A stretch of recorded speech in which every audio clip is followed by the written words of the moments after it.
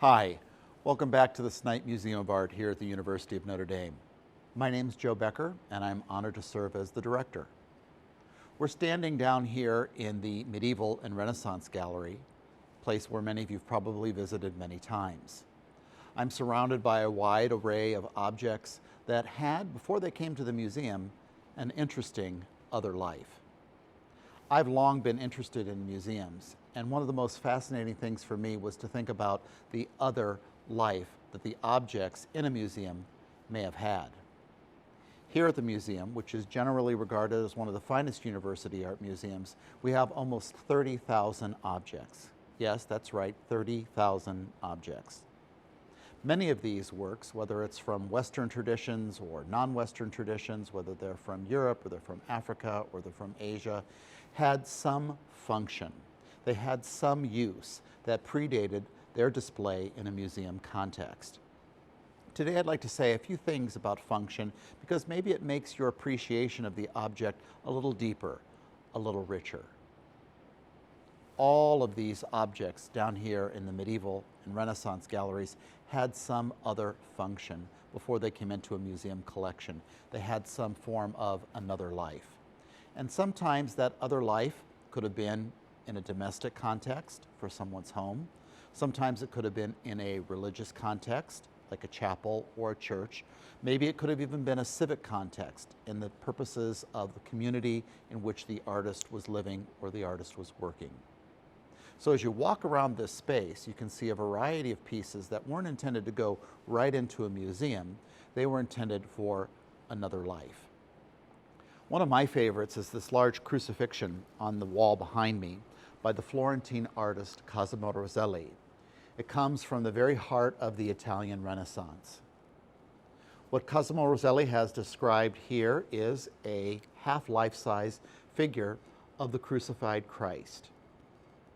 The figure is alone, and if you really look at the edges, you can see that the figure has been, along with the cross, cut out.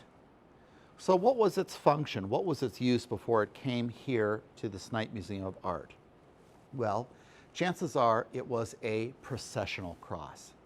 What I mean by that is it was intended to be lifted up and moved through the church, through the streets of Florence. It was not always intended to be seen just on a wall. However, when it was not being used in a procession, it probably was mounted in one way or another, either above an altar or on a side wall. So seeing it here in a museum is interesting, but try, if you can, to use your imagination for just a minute to think about how this would have been elevated, being carried probably by two or more individuals, being seen in procession moving through the streets of Florence. Would have been a very, very different experience. It would have been a very moving experience for those individuals to come in contact with this kind of object in this way. Before we move on and look at another work in the collection, I want to talk about the feeling you get when you look at this description of Christ. It's a very lifelike description of Christ. It's a very humane description of Christ. There's not a lot of physical agony suggested. In fact, there's just a few trickles of blood that come down that make us aware of his crucifixion and death. Rather, Roselli, participating in the Italian Renaissance, was very much interested in helping us to understand also the human nature of Christ, to begin to understand who he was as an individual, who he was as a man. So the fact that this figure of Christ looks so very much like an athletic young man makes a lot of sense. Roselli was a very popular painter. He was a direct contemporary of Botticelli, and Perugino, and Ghirlandaio. And believe it or not, in 1480, he made one of his first and only forays outside of Florence to Rome, where he also worked in the Sistine Chapel, a whole generation before Michelangelo. So if you think about this work and you think about it having another life, think about it not here in the museum, but think about it being processed through the streets of Florence in the 15th century. Just over to the right-hand side is a very different description of the crucifixion. This one is much smaller and more intimate, and comes almost a century before the one by Cosimo Roselli. We don't know the artist by name of this, but we think that the piece was probably done about 1360. Function? Well, if Cosimo Roselli's was large and could be carried through the streets of Florence, this piece was small and intimate, and it really functioned as a kind of door, a tabernacle door, in fact. There were two. There's the one that's here at the museum, and there's one that's located in a museum in New England. They would have served as a way to cover over the tabernacle, yet give the viewer that was standing right in front an important visual experience. Speaking of that visual experience, take a good look at this figure of Christ. It's a very different kind of Christ than the one by Cosimo Roselli. It's very gaunt. The arms are outstretched and the muscles are very taut. You sense death, even from a distance. There is humanity in this work as well, but perhaps it comes just as much through the descriptions of Mary and John and Mary Magdalene over at the bottom left-hand side. We feel their misery, we feel their grief.